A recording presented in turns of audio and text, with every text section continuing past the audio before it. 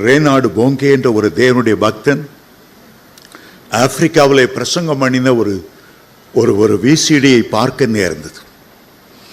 கண்ணு கெட்டின தூரமெல்லாம் ஜனத்திரள், ஏராளமான கூட்டம். எள்ளு போட இடம் இல்லை என்று சொன்னது போல கணக்கில் சொல்லுகிறார்கள் 30 லட்சம் பேருக்கு மேலாக வசனத்தை கேட்க வந்திருந்தார்கள். முடிவில் அந்த பக்தன் ஜெபிக்கும் போது விதமாய் சொன்னார், இவ்வளவு திரளான ஜனங்களை தொட்டு ஆசீர்வதிக்க என்னால் முடியாது. ஆண்டவரே, நீர் ஒவ்வொருவருடைய அருகில வந்து தொட வேண்டும்.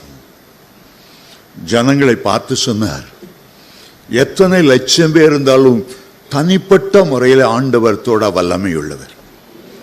ஒரு சத்தமிட்டு பெற்றுக்கொள்ளுங்கள், ரிசீவ் என்று சொன்னார்.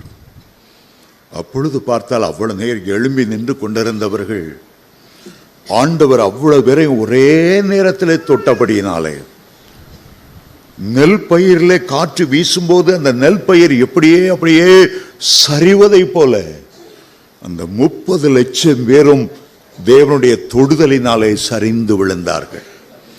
ஒவ்வொரு மேலும் ஆண்டவருடைய உயிர்த்தெழுந்த வல்லமை இறங்கினது. அற்புதங்களை பெற்றவர்கள் ஏராளமான பேர்.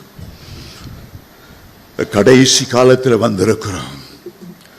இனி தனிப்பட்ட முறையில் ஆண்டவர் தொடுகிறது மட்டுமல்ல, திரளான ஜனங்களை உங்கள் மூலமாய் தொடும்படி உங்கள் மேல் ஒரு விசேஷ அபிஷேகத்தை தர விரும்புகிறார்.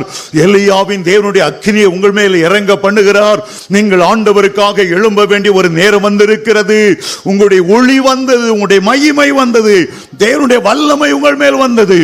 உங்கள் மூலம் ஜனத்தை தொடும்படி ஆண்டவர் ஆவல் உள்ளவராய் இருக்கிறார். ஹல்லேலூயா, ஹல்லேலூயா, ஹல்லேலூயா.